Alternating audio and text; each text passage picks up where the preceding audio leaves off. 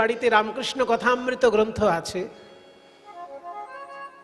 দুটোই তো প্রধান অমৃত গ্রন্থ আমাদের বাংলার, একটা রামকৃষ্ণ কথামৃত আর একটা চৈতন্য চরিতামৃত। এই দুটি অমৃতের হাঁড়ি যদি আপনার বাড়িতে থাকে তাহলে দেখবেন ক্ষুধা তৃষ্ণার কষ্ট আপনাকে কষ্ট দিতে পারবে না, সাংসারিক দুঃখ আপনাকে কষ্ট দিতে পারবে না। এই দুটো অমৃতের হাঁড়ি বাড়িতে রাখতে হবে। একটার নাম রামকৃষ্ণ কথামৃত আর একটার নাম চৈতন্য চরিতামৃত। এই রামকৃষ্ণ কথামৃত গ্রন্থটি যখনই খুলবেন, বই শুরু হওয়ার আগে দেখবেন একটা পাতায় একটা সংস্কৃত শ্লোক আছে। একটা শ্লোক দিয়ে শুরু রামকৃষ্ণ কথামৃতম, আর সেই শ্লোকটা এই 31 নম্বর অধ্যায়ের 9 নম্বর শ্লোক। তব কথামৃতম তপ্ত জীবনম কবিভিरीडितম কল্মষাপহম শ্রবণমঙ্গলম শ্রীমদাততাম ভুবি গৃণন্তি তে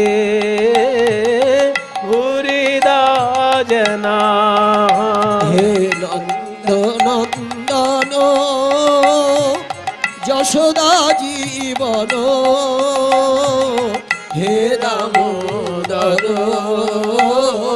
হে শ্রীমাধব। কি সুন্দর কথা বাবা, তব কথামৃতম। ওই জন্য রামকৃষ্ণ কথামৃত কথাটা শব্দটা ওখান থেকে নেওয়া হয়েছে। শ্লোকটা শুরুটাতেই হচ্ছে তব কথামৃতম। যেহেতু রামকৃষ্ণ কথামৃত নাম, এই নামটা এখান থেকে নেওয়া হয়েছে। তব মানে তোমার, তোমার সেটাকে সংস্কৃতে তব বলে। তব কথামৃতম, তোমার কথারূপী অমৃত। কথাটাই যেন অমৃত। কখনো কখনো গান যেন অমৃতের মতন শোনায়, তেমনি কখনো কখনো কথা এমন আছে যেগুলো অমৃতের মতো শোনায় এবং অমৃতের কাজ করে, শুধু শোনায় না। অমৃত কি করে? অমর করে দেয়। তেমনি কোনো কোনো কথা আছে যা শুনে চললে পরে এই জগতে আপনি অমরত্ব পাবেন। যেমন এই যে সুন্দর মন্দিরটি তৈরি হয়েছে, যিনি তৈরি করেছেন তিনি যদি পরলোক গমনও করেন, তিনি কিন্তু মানুষের কাছে অমর হয়ে থাকলেন।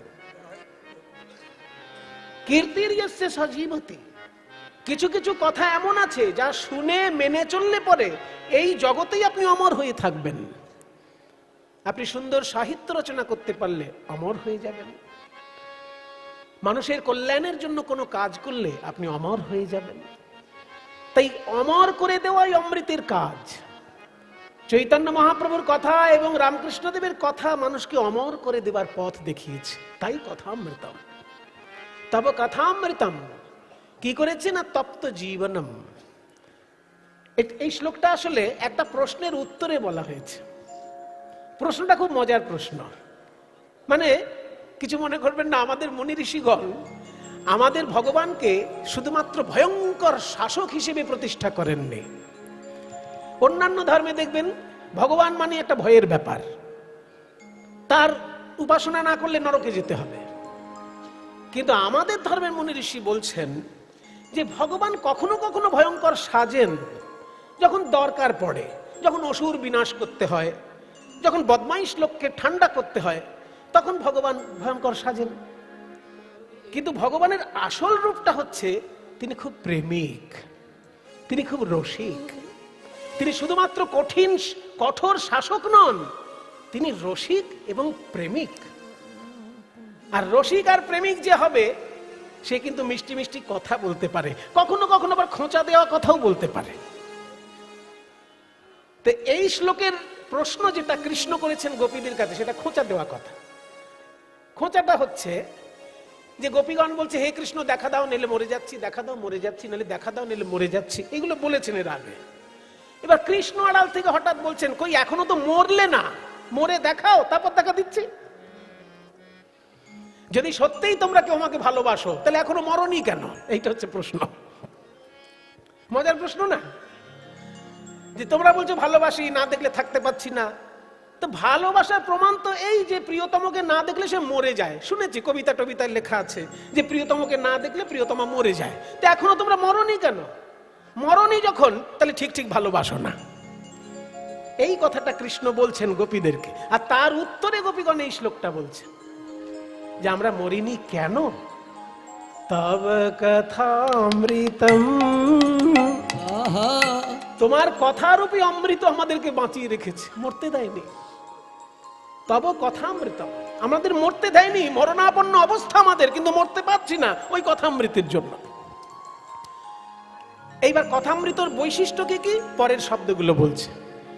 তপ্ত জীবনম, তপ্ত জীবনম মানে, তপ্ত মানে কি?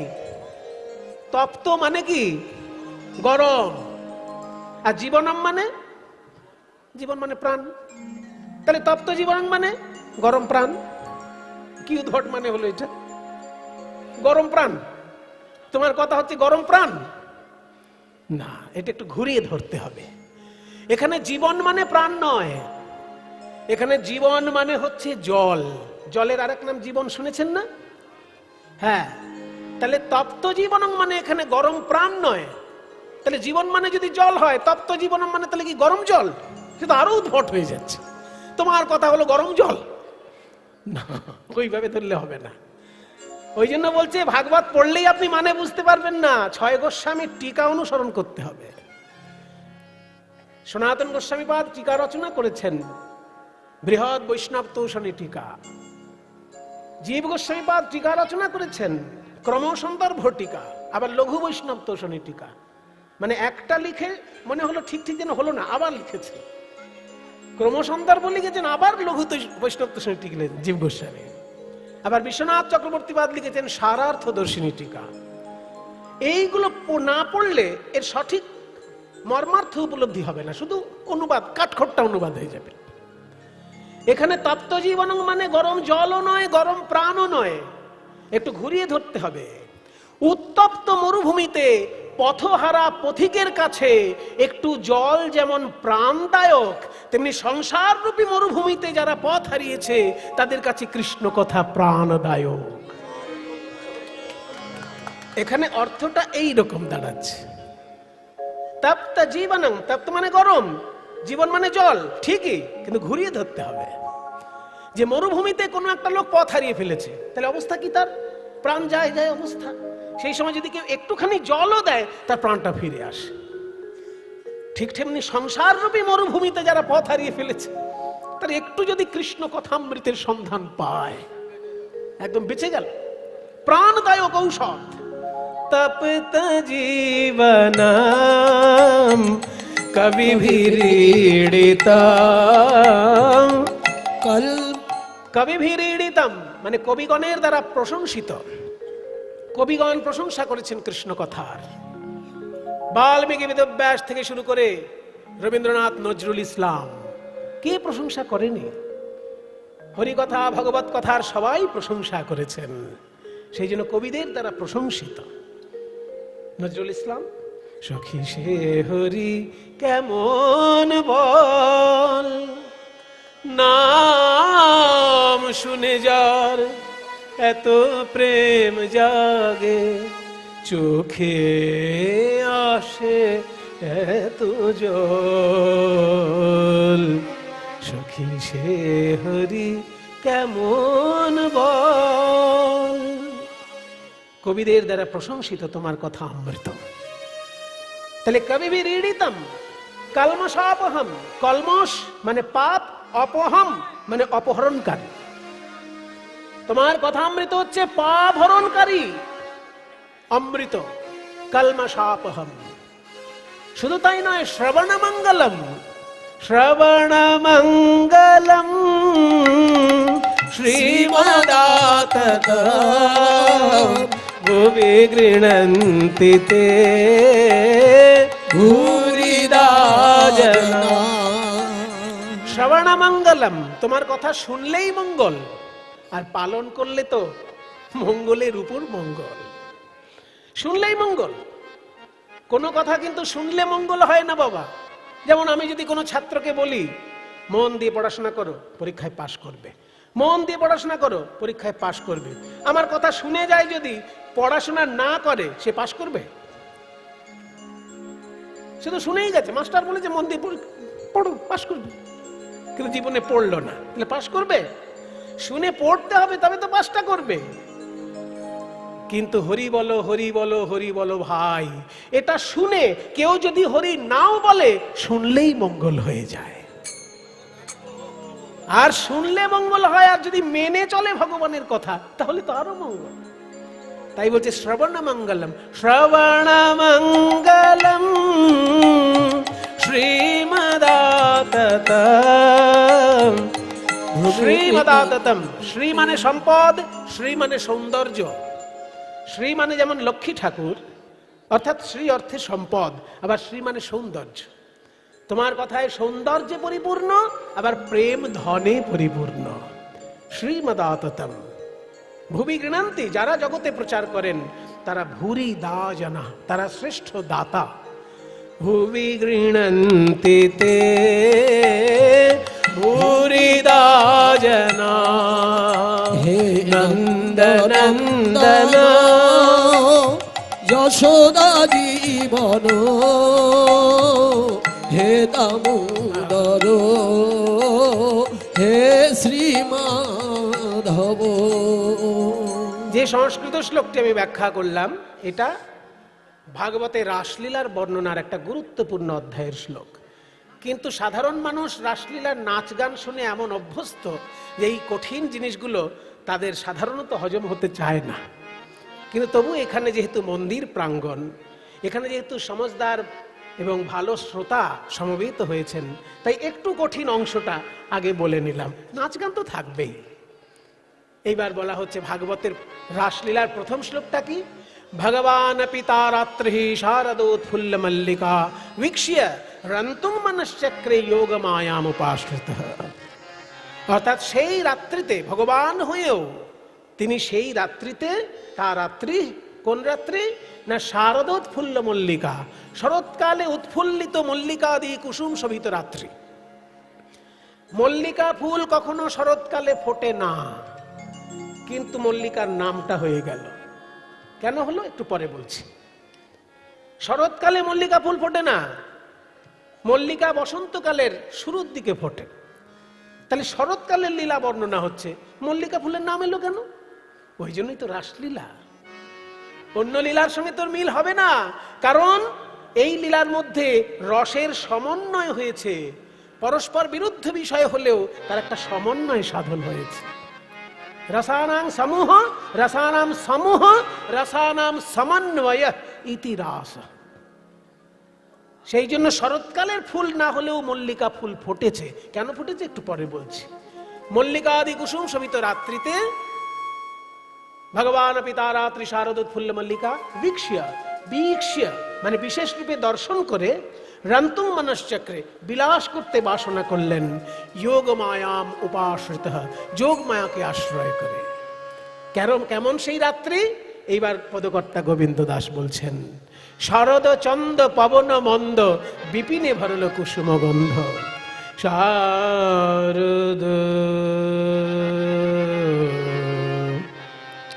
যেহেতু অর্ধেক রাত্রের লীলা, সেই জন্য বেহাগ রাগে এই সুর কীর্তন জগতে শত শত বছর ধরে গাওয়া হচ্ছে, শত শত বছর। নে সা মা গা পা মা গা মা গা সা। কিন্তু সাধারণ প্রচলিত বেহাগ রাগের সঙ্গে বাংলার এই কীর্তন গানে ব্যবহৃত বেহাগ রাগের পার্থক্য আছে। এই রাগে বিষ্ণুপুরী ঘরানার প্রভাব, বিষ্ণুপুরে ধ্রুপদের মধ্যে বেহাগের যে রূপ পাওয়া যায়, সেই বেহাগটাই বাংলার কীর্তনে পাওয়া যায়। কাজে বাংলার যে প্রাচীন সুর, সেটা কিন্তু দুটো জায়গায় সীমিত আছে। এক হলো বাংলার কীর্তন, আর হচ্ছে বাংলার বিষ্ণুপুরী ঘরানার ধ্রুপদ গান। আপনাদের গর্বের ব্যাপার সেটা। বিষ্ণুপুরীর ঘরানার যে ধ্রুপদ গান, সেখানে প্রাচীন রাগের রূপগুলো ধরে রাখা আছে, আর বাংলার কীর্তন গানে সেই প্রাচীন রাগের রূপগুলো ধরে রাখা আছে।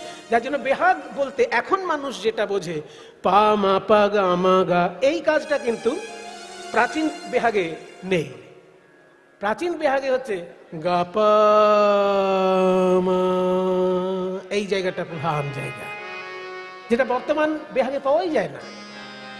গাপা মা, ঘুম পাড়া নিয়ে একটা ভাব থাকবে। এইটা বারবার যদি করা হয় মানুষ ঘুমিয়ে পড়বে। ঘুমোতে তো হবেই, কারণ সাধারণ মানুষ না ঘুমোলে অসাধারণ লীলা তো প্রকাশ হবে না। সাধারণ লোক ঘুমোবে যখন, তখনই অসাধারণ সাধক সাধনা করবে। গীতায় লেখা আছে, ইয়া নিশা সর্বভূতানাম তস্যাং জাগতি সংযমী যস্যাং জাগ্রতি ভূতানি সা নিশা পশ্যত মুনে। যেটা সাধারণ লোকের কাছে রাত্রি, সাধকের কাছে সেটা দিন। আর সাধারণ লোকের কাছে যেটা দিন, সাধকের কাছে সেটা রাত্রি। তাই সবাই ঘুমা, অসাধারণ লীলা প্রকাশ হবে। ওই জন্য বেহাগ রাগের মধ্যে ঘুম পাড়ানি সুরটার রূপ পাওয়া যায়। মাগা পা পামা পামা গা, এই যে পামা গা যদি মিট দিয়ে নামেন, ঘুম পাড়ানি একটা রূপ আসবে, ঘুম পাড়ানি রূপ আসবে। ওই জন্য বেহাগ রাগে বাংলার কীর্তনে আর ধ্রুপদে এটা কিন্তু আছে। এবং ধ্রুপদ থেকে রবীন্দ্রনাথ নিয়েছিলেন, রবীন্দ্রসঙ্গীতে অনেক জায়গায় এই বিষয়টা আছে। শারদ চন্দ পবন মন্দ, শারদ চন্দ পবন মন্দ, বিপিনে ভরল কুসুম গন্ধ রে। খেয়াল করুন, গন্ধ রে,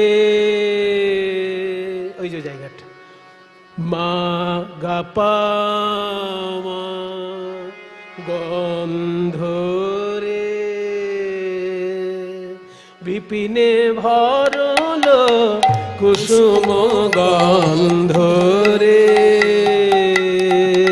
শারদ চন্দ পবন মন্দ, বিপিনে ভরল কুসুম গন্ধ রে। দেখো চাঁদ উঠেছে, চাঁদ উঠেছে, নীল গগনে চাঁদ উঠেছে, নীল গগনে চাঁদ উঠেছে।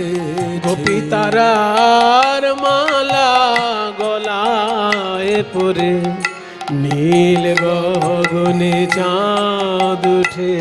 গোপী তারার মালা গলায় পরে, নীল গগনে চাঁদ উঠেছে। গোপী তারার মালা, আকাশে যেমন চারিদিকে তারা, তারার মালা পরে আকাশে যেমন চাঁদ উঠেছে, তেমনি হৃদয় আকাশে চারিদিকে গোপী, মাঝখানে কৃষ্ণ। হৃদয় আকাশেও কৃষ্ণ চাঁদের উদয় হয়েছে। গোপী তারার মালা গলায় পরে, হৃদয় আকাশে চাঁদ উঠেছে। গোপী তারার মালা গলায় পরে, হৃদয় আকাশে চাঁদ উঠেছে।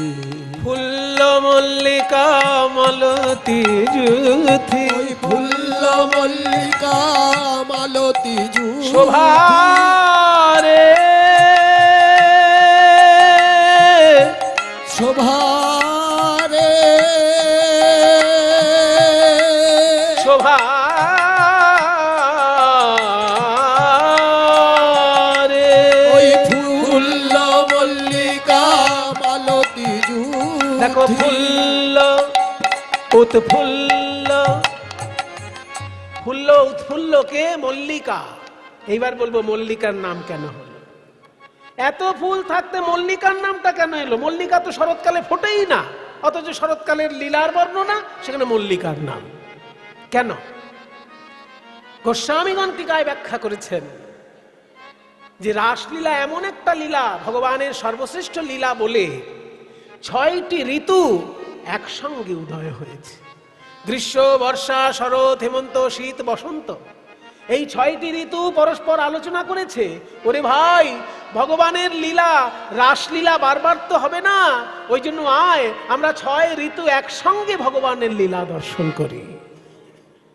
তো 6টি ঋতু একসঙ্গে যেহেতু এসেছে, সব ঋতুর ফুল, সব ঋতুর ফল প্রকাশ পেয়েছে। 6টি ঋতুর মধ্যে রাজাকে, 6 ঋতুর মধ্যে কে রাজা? হ্যাঁ, কে বললেন? আপনি। বাহ। ঋতুরাজ বসন্ত বলা হয় ওই জন্য। ঋতুদের মধ্যে রাজা হচ্ছে বসন্ত।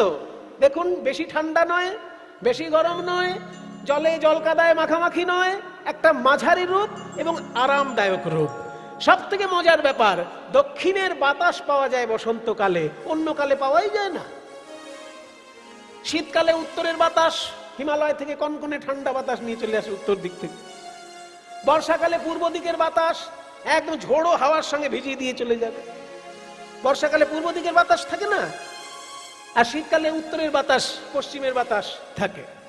কিন্তু বসন্তকালে দক্ষিণ ভারত থেকে বাতাস আসে, আর দক্ষিণ ভারতে থাকে চন্দনের জঙ্গল। সেই চন্দন গাছের বাতাস, চন্দন গাছের গন্ধ বয়ে আনে বলে ওই দক্ষিণের বাতাসের নাম মলয় পবন। কারণ মলয় পর্বতে চন্দনের জঙ্গল আছে, বিশাল চন্দনের জঙ্গল। এদিকে যেমন শালের জঙ্গল দেখা যায়, শাল গাছের জঙ্গল, ওইরকম দক্ষিণ ভারতে বিশাল চন্দনের জঙ্গল। আর সেই জায়গাটির নাম মলয় পর্বত। সেই মলয় পর্বতে চন্দনের বাতাস, চন্দনের গন্ধ বয়ে দক্ষিণ ভারত থেকে নিয়ে আসে। ওই জন্য সর্বশ্রেষ্ঠ বাতাস বসন্তের বাতাস। আর এই বসন্তকালের এই ফুল হচ্ছে মল্লিকা।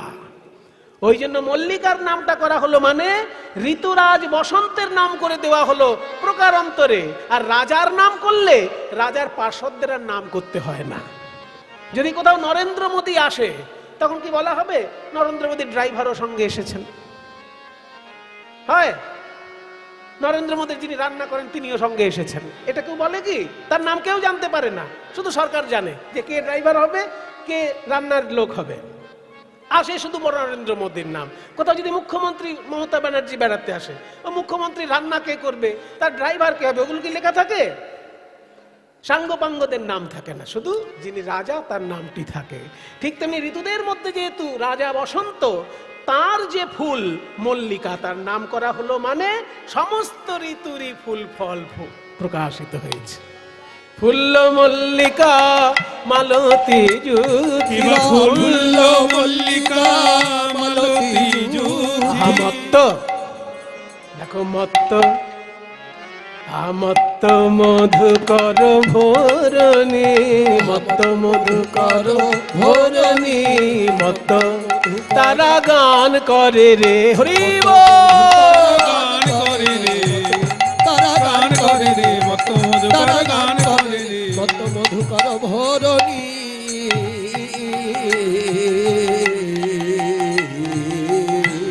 আহা, কি অপূর্ব শোভা। হেরত রাতি ऐसन भांति, হেরত রাতি ওই ছানো ভাতি,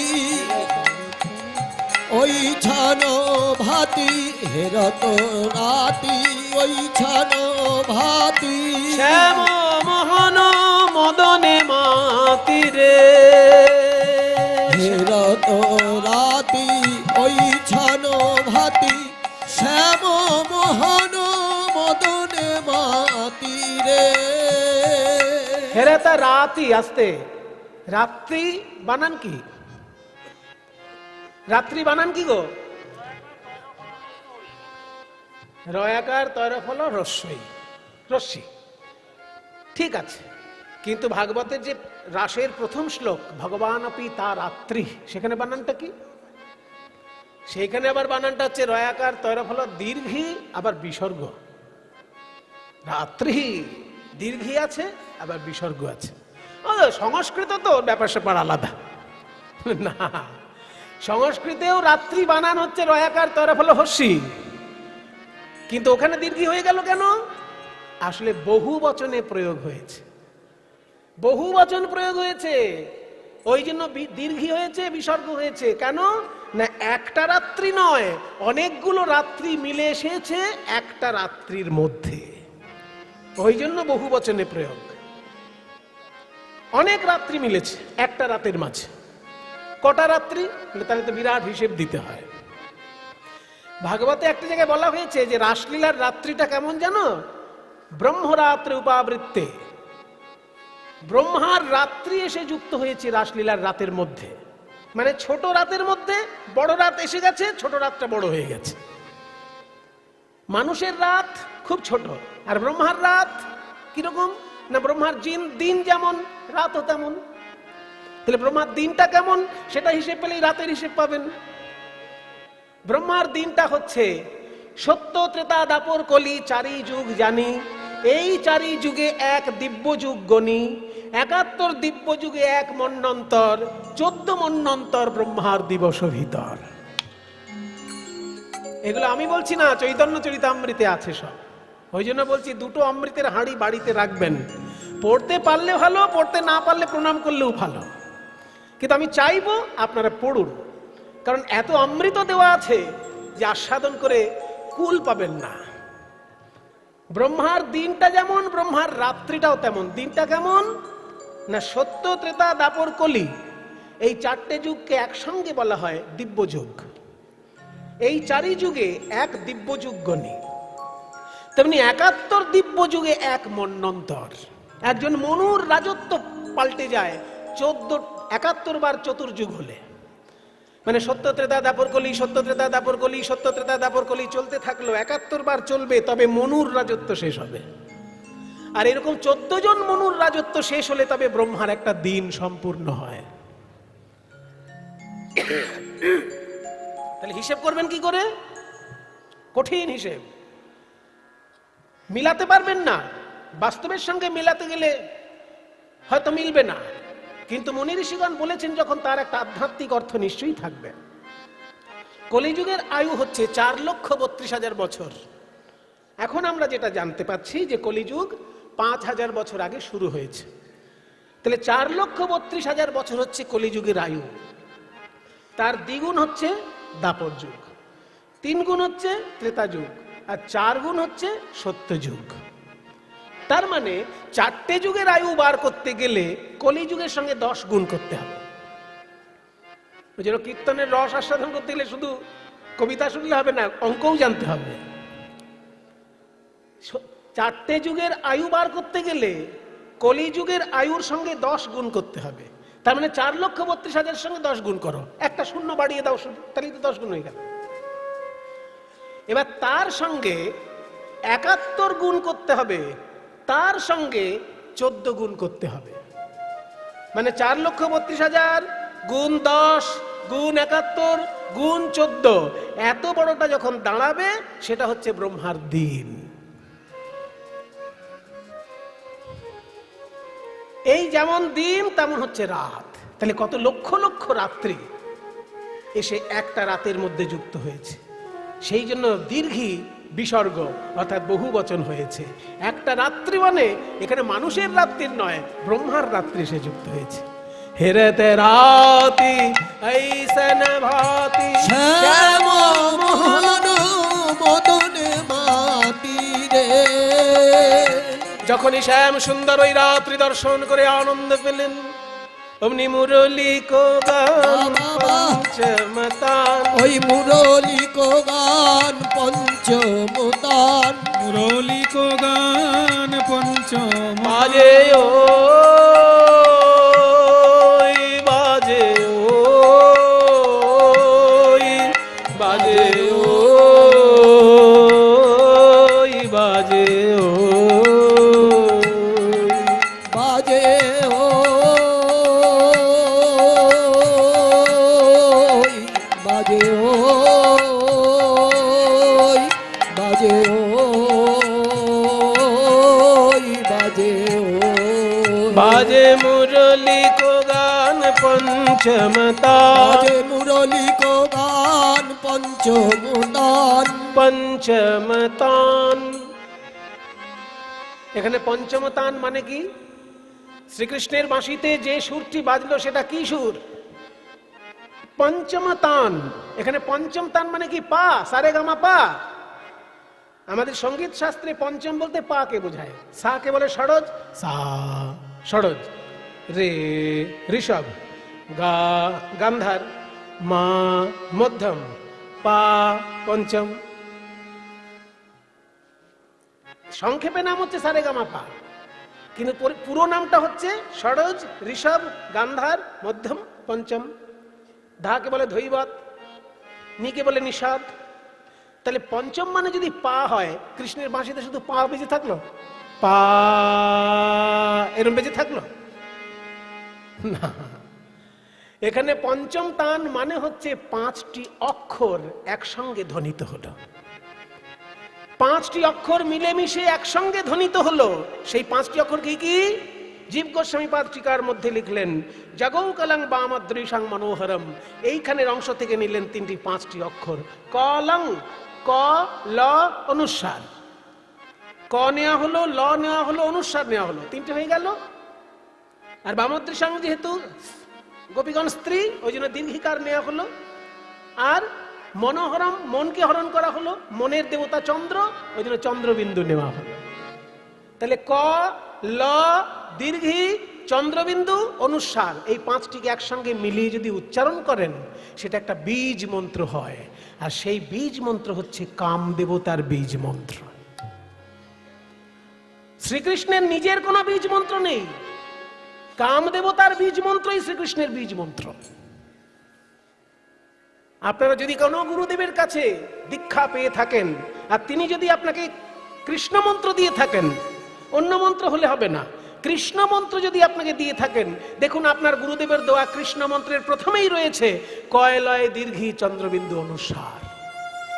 আর যদি এটা না থাকে, তাহলে গুরুদেব আপনাকে ঠকিয়েছে, কৃষ্ণ মন্ত্র এখনো দেয়নি। কোন মন্ত্র কৃষ্ণ মন্ত্র কিনা চেনার উপায় হচ্ছে সেই মন্ত্রের প্রথমেই থাকবে কয়লয় দীর্ঘি চন্দ্রবিন্দু অনুসার, কারণ এটা কাম দেবতার বীজ মন্ত্র।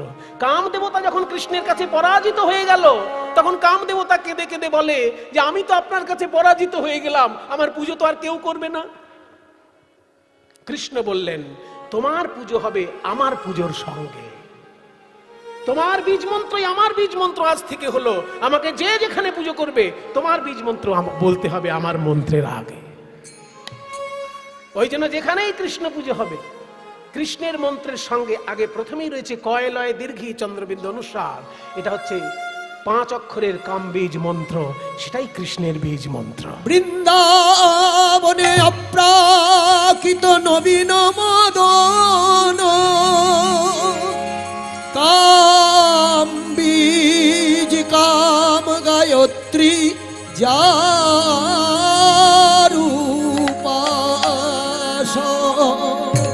সেই অক্ষর চন্দ্র হয় কৃষ্ণে করি উদয়, ত্রিজগত কইল প্রেম। ওই জন্য জগৌ কলং বামাদৃশাং মনোহরম মুরলিক গান পঞ্চমতান, বাঁশিতে বাজলো কয়লয় দীর্ঘি চন্দ্রবিন্দু অনুসার। আর সেই বীজ মন্ত্র যখনই ব্রজগোপীর হৃদয়ে এলো, অমনি কৃষ্ণের জন্য তাদের প্রেম জাগ্রত হলো। মুরলিক গান পঞ্চমতান, মুরলিক গান পঞ্চমতান, কুলবতী চিত চরণী, কুলবতী চরণী, কুলবতী চিত হরে নীল রে, গৌর হরে চিত হরে নীল রে, কুলবতী চিত হরে নীল রে, চিত হরে নীল রে, কুলবতী চিত চরণী।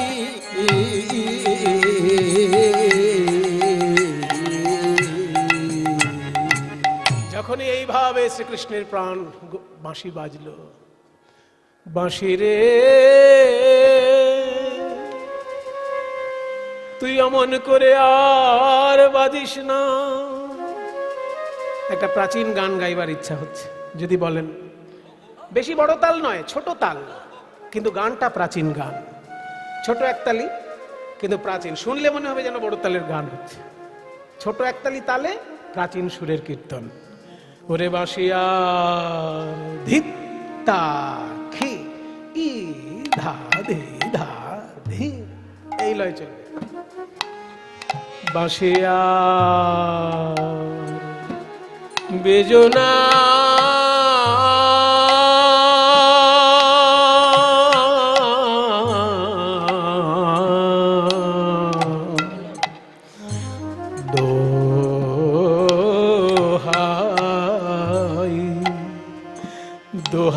বন্ধু। গুরু স্মরণ করে নি। এই গানটি আমায় যিনি শিখিয়েছেন তিনি হলেন রাধারমণ কর্মকারের দোহার দ্বিজেন দে মহাশয়। বাঁশিয়ার বেজনা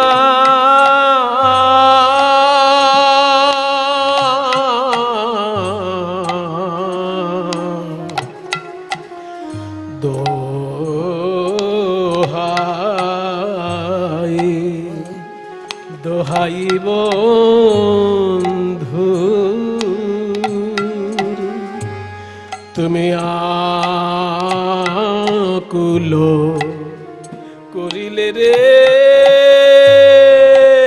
চিত,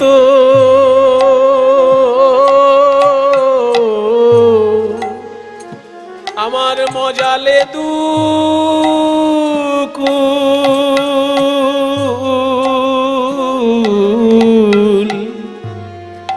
গানে গানে সুরে সুরে ঢালো রে বিষ, তোমায় কে বলে মধু,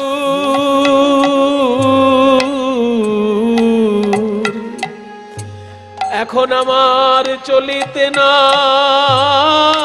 চলে পদ, চলিতে না চলে পদ, আমার চলিতে না চলে পদ, বাঁশিরে তোর গান গান শুনে রে আমার চলিতে না চলে পদ, বাঁশিরে তোর গান গান শুনে রে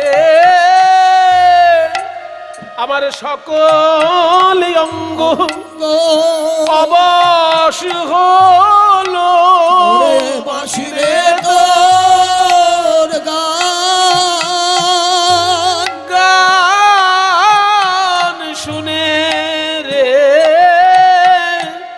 আমার সকল অঙ্গ অবশ হলো, বলি ওরে ডাকাতের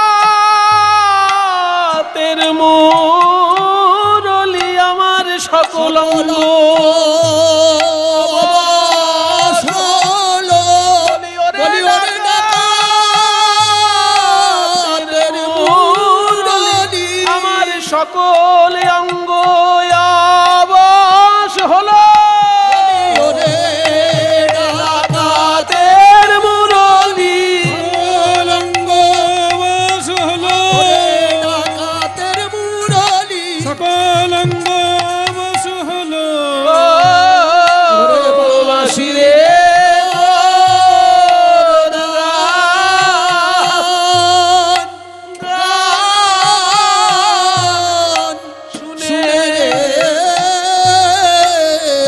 এখন আমার চলিতে না চলে পদ, বলো কৃষ্ণ কত দূর,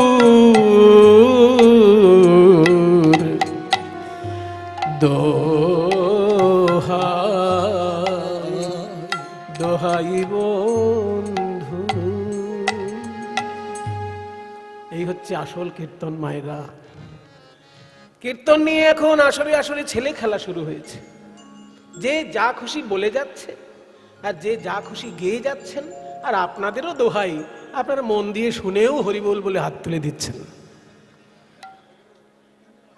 কিন্তু এটাই হচ্ছে আসল কীর্তন, যে রূপটা আপনারা শুনলেন। আমার বহু জন্মের ভাগ্য ভালো যে এই গুরুদের আমি সান্নিধ্য পেয়েছিলাম, তাই এইরকম মূল্যবান বাংলার সর্বশ্রেষ্ঠ সঙ্গীতের এই সর্বশ্রেষ্ঠ রূপটা আমি আমার গুরুদের কাছ থেকে পেয়েছিলাম। জীবনে প্রথম যার কাছ থেকে এই রস আমি পেয়েছি তিনি হচ্ছেন যামিনী মুখার্জির দোহার নীলমণি দাস। তারপরে যার কাছ থেকে এই রস পেয়েছি, রবীন্দ্র ভারতী বিশ্ববিদ্যালয়ের শ্রীখোলের অধ্যাপক মনোরঞ্জন ভট্টাচার্য। তারপরে হরিদাসকর মহাশয়ের দোহার বৃন্দাবন বণিক মহাশয়, তিনি কীর্তনের অধ্যাপক ছিলেন রবীন্দ্র ভারতী বিশ্ববিদ্যালয়ের। তারপরে দ্বিজেন দে, যার নাম করলাম, তিনি হচ্ছেন রাধারমণ কর্মকার মহাশয়ের দোহার। এবং নবদ্বীপের সরস্বতী দাস মহাশয়া, তিনিও হরিদাসকরের প্রিয় ছাত্রী। এনাদের সকলের কাছ থেকে, এবং মনোরঞ্জন কংস বণিক, উনি আরেকজন হরিদাসকরেরই দোহার, এনাদের কাছ থেকে এইসব রস পেয়েছিলাম বলে আজকে আমার জীবনটা ধন্য বলে মনে হয়। তা নাহলে আমিও হয়তো সাধারণভাবে নেচে গিয়ে বেড়াতাম, আর লোকে পয়সা দিত, হাত তুলে হরিবুল বলতো। কিন্তু আমার জীবন ধন্য যে আমি বাবার মতন মানুষ পেয়েছি, সন্তোষ ভট্টাচার্য, যিনি আমাকে শিখিয়েছেন গৌরাঙ্গ লীলা কিভাবে গাইতে হয়, যার ভাগবত পাঠ দেখে আমার ভাগবতে রুচি হয়েছে। এই মোটা চশমা ছিল বাবার, কিন্তু সেই মোটা চশমার মধ্যে দিয়ে উনি রাত্রির জেগে ভাগবত পাঠ পড়তেন জানার জন্য, জ্ঞান অর্জনের জন্য। আমি ভাবতাম বাবার মতন আমি কবে পড়ব।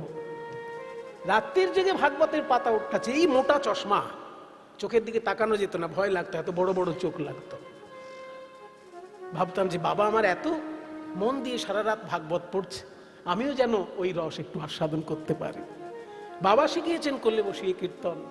আরো ভাগ্য ভালো হয়েছে, বাড়ির পাশেই পাঠ বাড়ি আশ্রম, যেখানে চৈতন্য মহাপ্রভু এসে ভাগবতের শ্লোক শুনে চোখের জলে ভেসেছেন।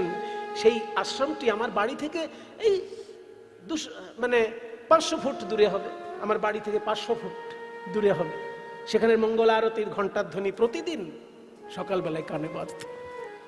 আর এই যে যাদের গুরুদের নাম বললাম, এনারা কৃপা না করলে আমি জানতেই পারতাম না কীর্তন এত মধুর, কীর্তন এত মূল্যবান, আমি জানতেই পারতাম না। আপনারা আশীর্বাদ করবেন আমি যেন এই সেবার মধ্যে ভগবানের চরণে নিবেদন করতে পারি এই সেবা সঙ্গীত। নিতাই গৌর প্রেমানন্দ হরি বল। जाहि बोलत ताहि चलत, जाहि बोलत ताहि चलत, जाहि बोलत ताहि चलत, जाहि बोलत ताहि चलत। मुरली कल कालनी, मुरली कल कालनी, मुरली तारा धेये चलिल, बाँशि शुने तारा धेये चलिल, तारा धेये चलिल, मुरली कल कालनी।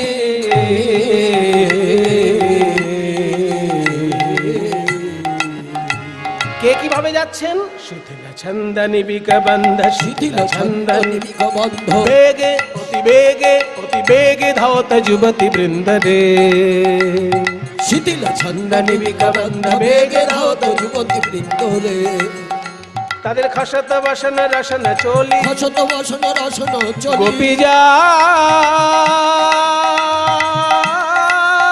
কৃষ্ণ অনুরাগে গোপী।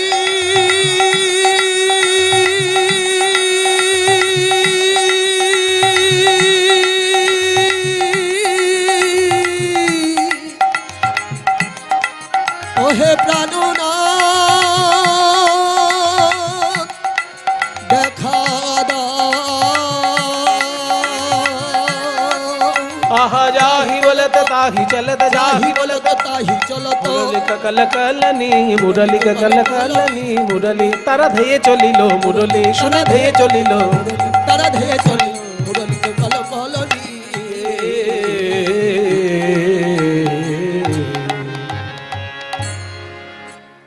গোপীগণকে কিভাবে যাচ্ছেন?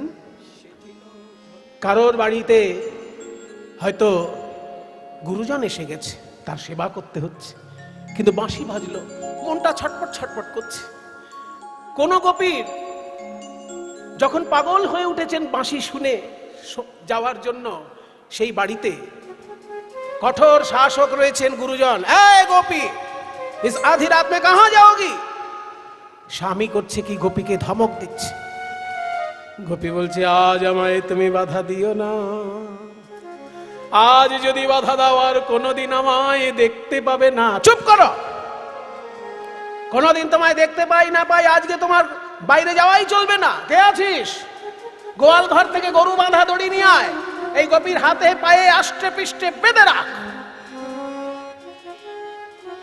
যখনই ওই গোপীকে হাতে পায়ে আষ্টে বেঁধে রেখেছে, গোপী তখন প্রাণ গোবিন্দের উদ্দেশ্যে বলে, হে গোবিন্দ, এই সংসারের লোক দেহ বড় ভালোবাসে, তাই দেহকে তারা দড়ি দিয়ে বেঁধে রেখেছে, কিন্তু আমার মনকে তো বাঁধতে পারবে না, প্রাণকে তো বাঁধতে পারবে না। তাই বলি, ওরে আমার মন, ওরে আমার প্রাণ, তুই যদি সত্যিই কৃষ্ণ ভালোবাসিস, এই সংসারের দেহ সংসারে পড়ে থাক। ওরে আমার প্রাণ, তুই একবার কৃষ্ণ বলে চলে যা রে।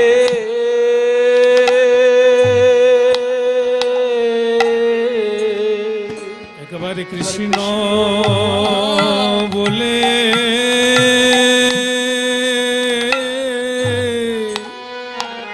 চলে যা রে। ওই মাসরিয়া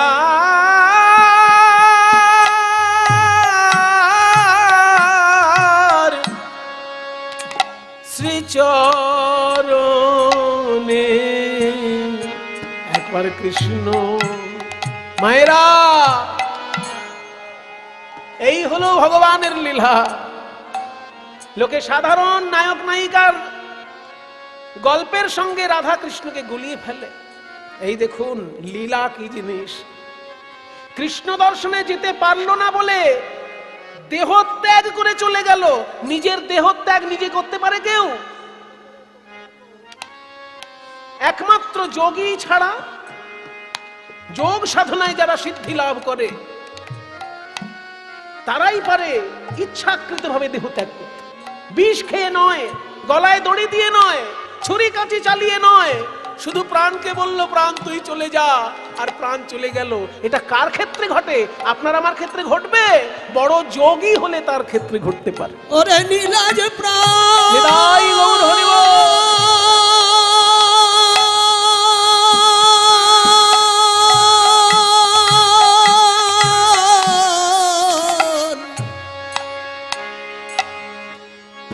যে ঘর কৃষ্ণ ভজতে দেয় না,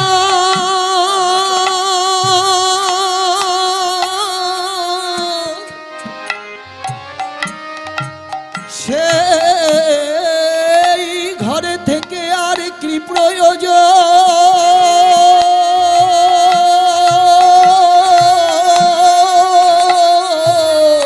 सुनत गोपी प्रेम रूपी मनहि आपना सोपी,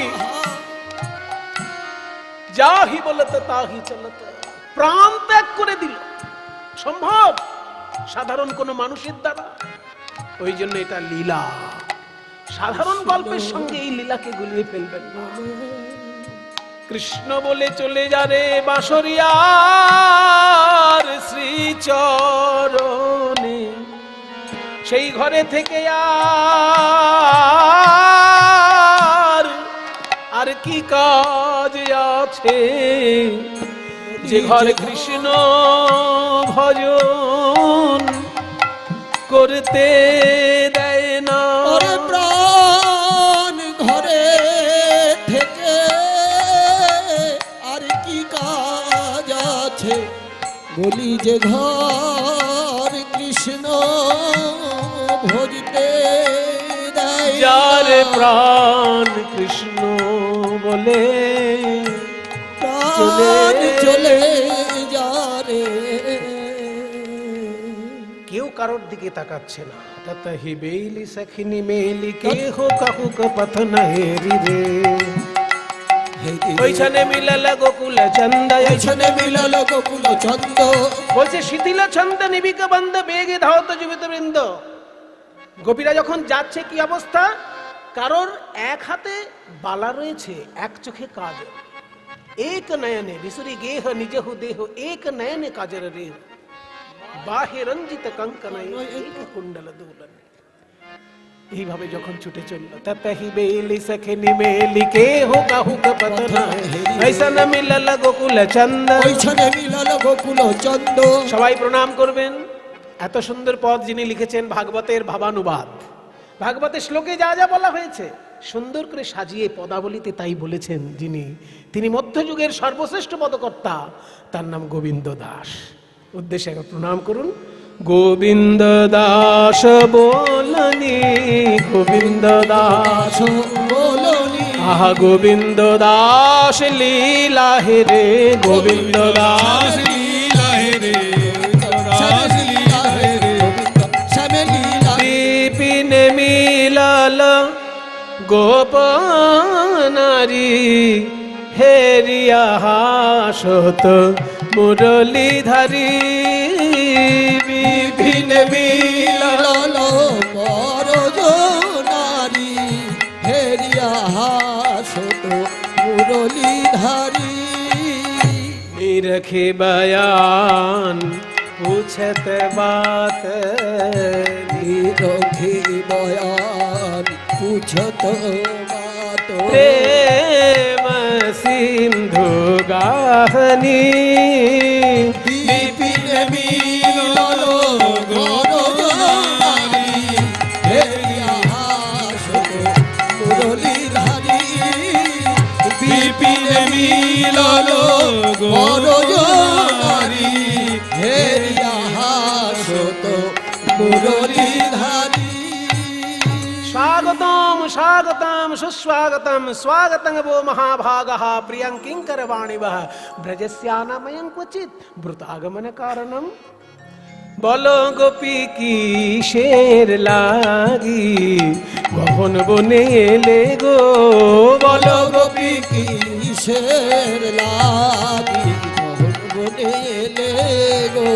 रजन्येषा घोर रूपा घोर सत्व निवेशिता प्रतियात वनं निहास्ते अस्त्रिभि सुमध्यमा। এত সংস্কৃত বললে কি করে বুঝবো?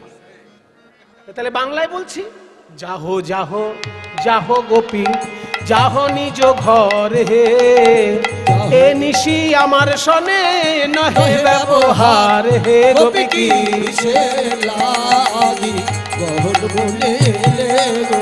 বলো গোপী কি কিসের লাগি মোহন বনে এলে গো।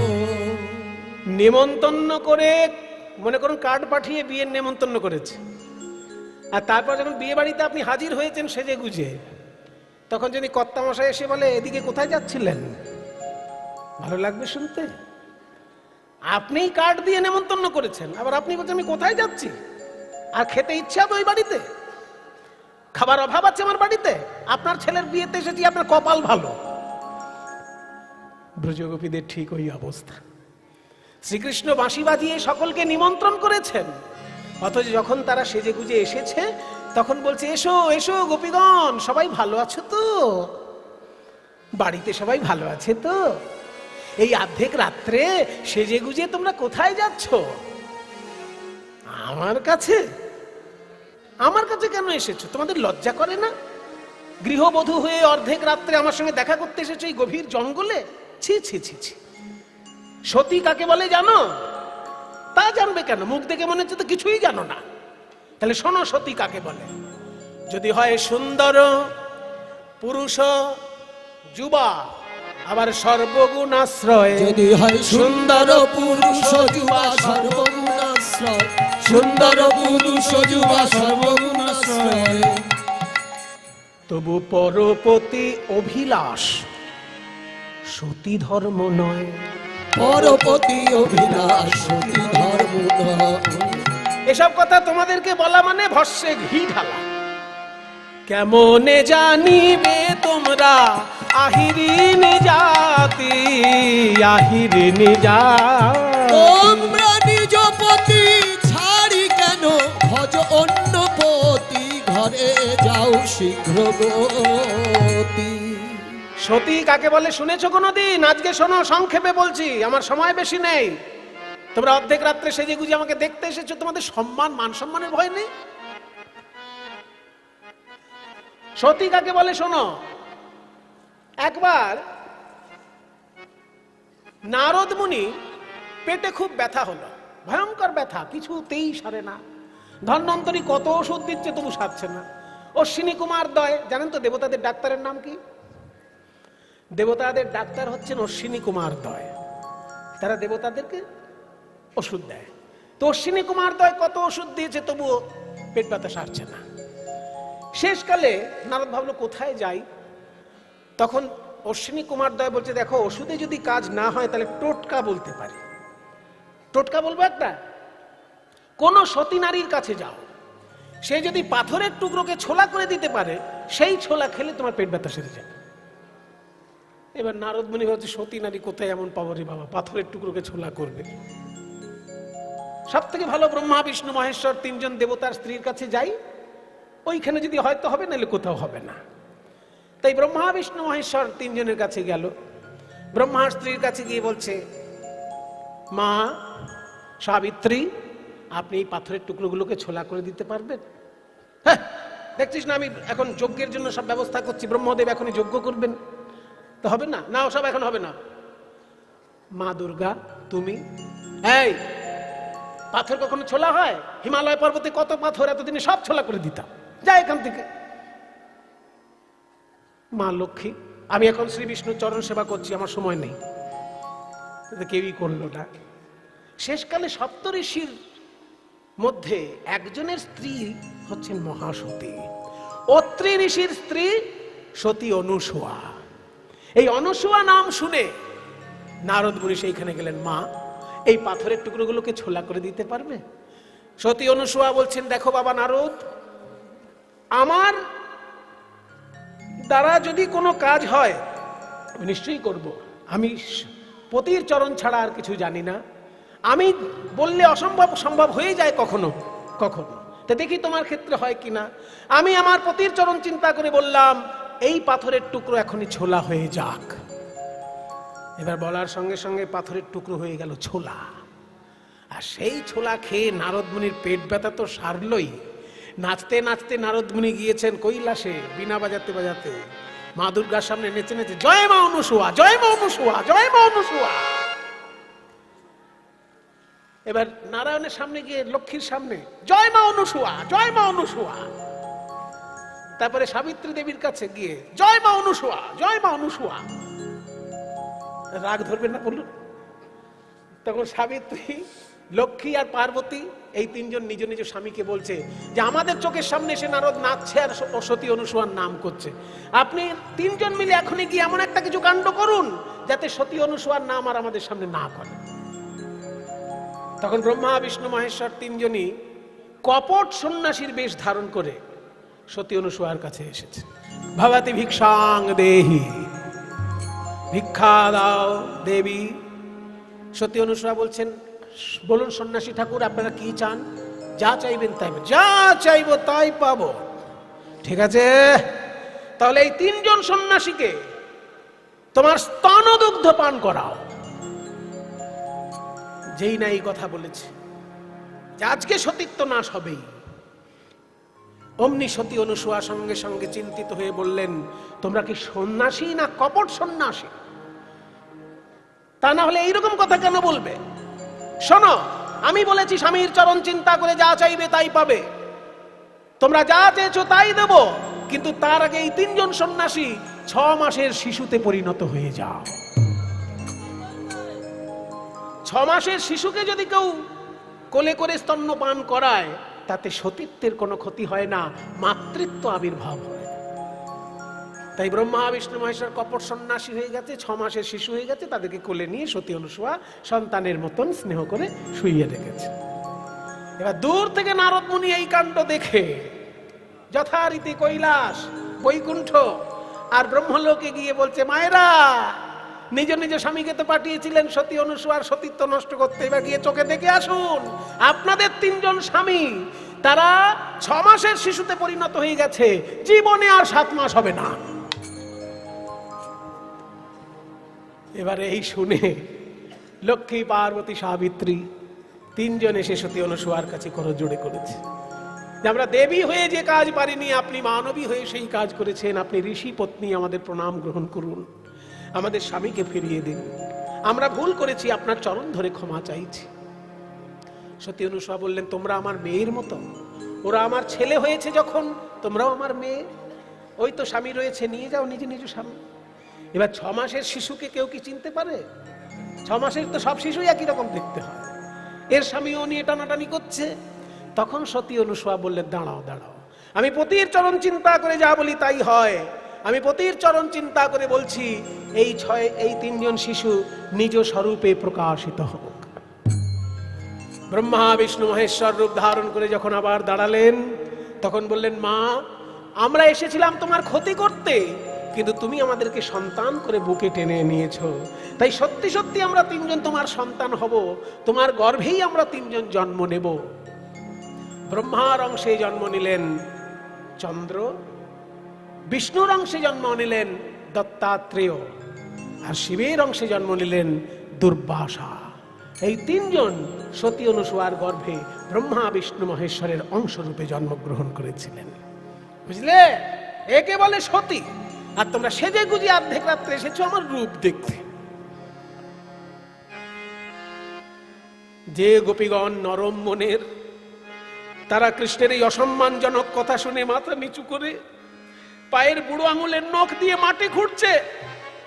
মাটি খোঁড়া নয়, যেন পৃথিবীকে বলছে, ওগো ধরিত্রী, তুমি আরেকবার দ্বিধা হও। সীতা দেবীকে যেমন তুমি বুকে টেনে নিয়েছিলে, পাতাল প্রবেশ হয়েছিল, আমরাও আজকে পাতাল প্রবেশ করতে চাই। কৃষ্ণের কথা আমাদের ভালো লাগছে না। পদকর্তা বলছেন, ওই ছানা বাচনা कहल जब कान ব্রজ তরুণী গণ সজল নয়ান। বিহাগ রাগ, তাল ছোট তিয়ট। ওই ছানা বাচনা বচন कहल जब कान रे। ছন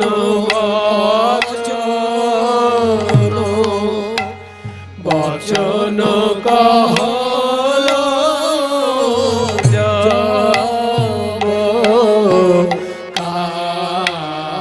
कान রে। আরে কিবা ব্রজ তরুণী গণ সজল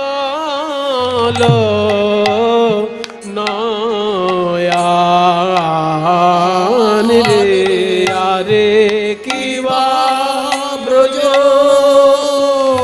তারা নয়ন ধারায় ভেসে গেল। কিবা ব্রজ নয়ন ধারায় ভেসে ভেসে গেল রে। শ্যামনগরের কথা শুনে নয়ন ধারায় ভেসে গেল রে। শ্যামনগরের কথা শুনে নয়ন ধারায় ভেসে গেল। কিবা ব্রজ তরুণী গণ সজল নয়ান রে। ছন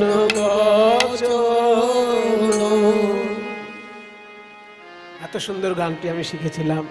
ওই যে বললাম, রবীন্দ্র ভারতী বিশ্ববিদ্যালয়ের শ্রীখোলের অধ্যাপক ছিলেন মনোরঞ্জন ভট্টাচার্য মহাশয়ের কাছে। टूटल सबहु कमन रथ करनी, टूटल सबहु कमन रथ करनी। अवनत आनने नख लिखु धरनी, अवनत आनने नख लिखु धरनी, अवनत आनने नख लिखु धरनी। बोले द्विधा हो माँ, द्विधा हो ओगो धरनी তুমি দ্বিধা হও, ওগো ধরনী তুমি দ্বিধা হও। আমরা তোমার পক্ষে প্রবেশিব দ্বিধা হও, আমরা তোমার পক্ষে প্রবেশ। কৃষ্ণের বাক্যবান সইতে নারী, তোমার পক্ষে প্রবেশিব বাক্যবান, তোমার পক্ষে প্রবেশিব বাক্যবান সইতে নারী, তোমার পক্ষে প্রবেশিব বাক্যবান সইতে নারী। শূন্য শূন্য সুকপট শ্যামর চন্দ, শ্যামর শ্যামর চন্দ্র আরে কইছে কহসিত হই হইন বন্ধ, কইছে কহসিত বলো বলো কইছে তোমার দয়া কি নাই হে, কইছে কহসি দয়া কি নাই হে, কইছে কহসি দয়া কি নাই হে, আরে কইছে কহসিত হই হইন বন্ধ, কইছে কহসিত হই। যারা নরম মনের গোপী তারা মাথা নিচু করে কাঁদছেন। মহিবং বিভোর হতি ভবান গদিতুম নৃশংসঃ সন্ত্যজ্য সর্ব বিষয়াংস্তব পাদমূলম ভক্তা ভজস্ব দুরবগ্রহ মাত্যজাস্মান দেবো যথাদি পুরুষো ভজতে মুমুক্ষুম। নরম মনের গোপী যারা তারা কাঁদছে, কিন্তু কিছু কিছু তো গোপী আছে ললিতা বিশাখার মতন শক্ত মনের গোপী, যারাকে কৃষ্ণকে ওঠায় আর বসায়। সেই রকম প্রখরা গোপী যারা, তারা বলছে এই যে শ্যামসুন্দর, এই জ্ঞান দেওয়া আবার কবে থেকে শুরু করলে? ছোটবেলা থেকে দেখছি তুমি লোকের বাড়িতে বাড়িতে চুরি করে বেড়াও। মাখন চুরি করেছিলে বলে তোমার মা কোমরে এমন বাঁধা বেঁধেছিল যে গাছপালা নিয়ে উপড়ে পড়লে।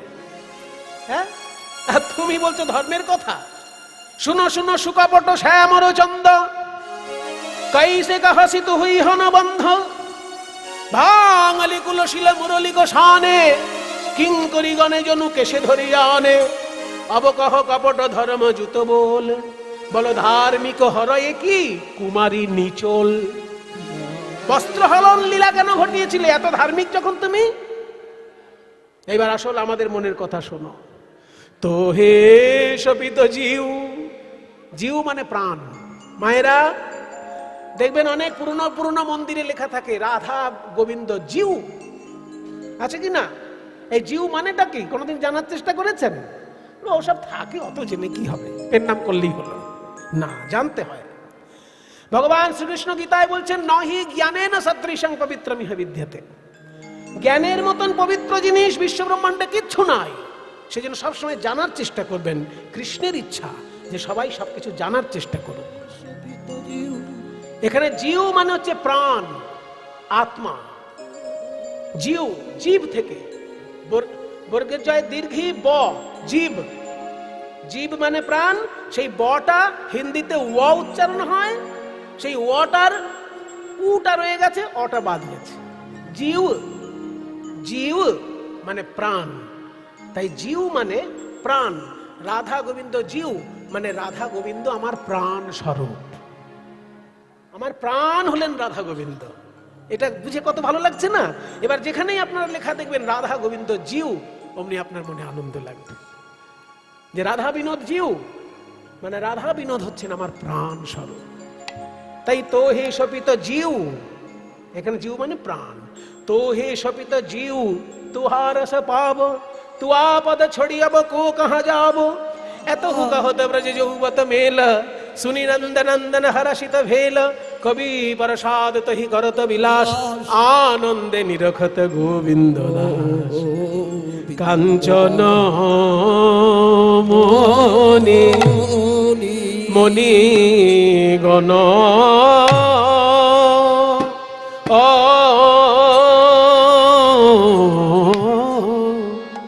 কাঞ্চন মণিগণ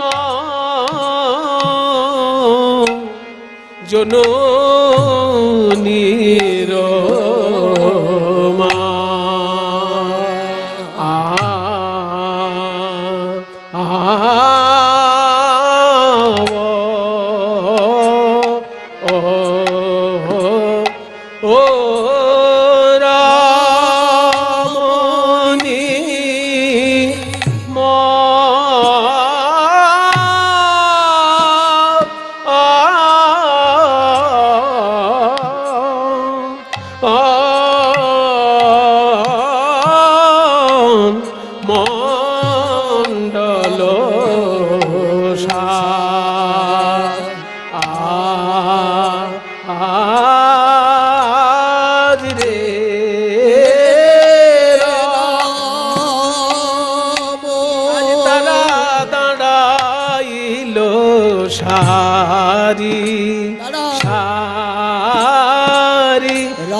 উলুধ্বনি লালো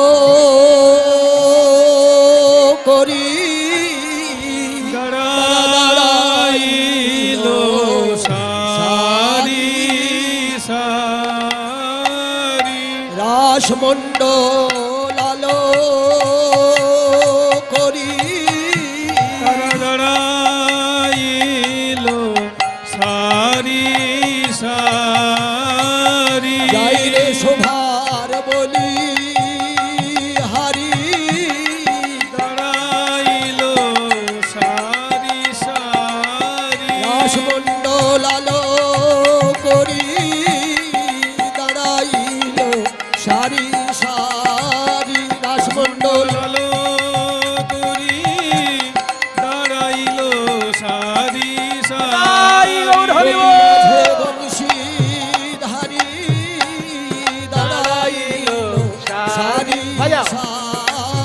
রাসমণ্ডল আলো করি দাঁড়াইল সারি সারি রাসমণ্ডল আলো করি দাঁড়াইল সারি সারি মণ্ডল আলো করি দাঁড়াইল সারি সারি আলো করি দাঁড়াইল সারি তিয়রতাল চলছে আলো করি দাঁড়াইল সারি সারি আলো করি দাঁড়াইল সারি সারি আলো করি দাঁড়াইল সারি সারি আলো করি দাঁড়াইল সারি সারি সারি সারি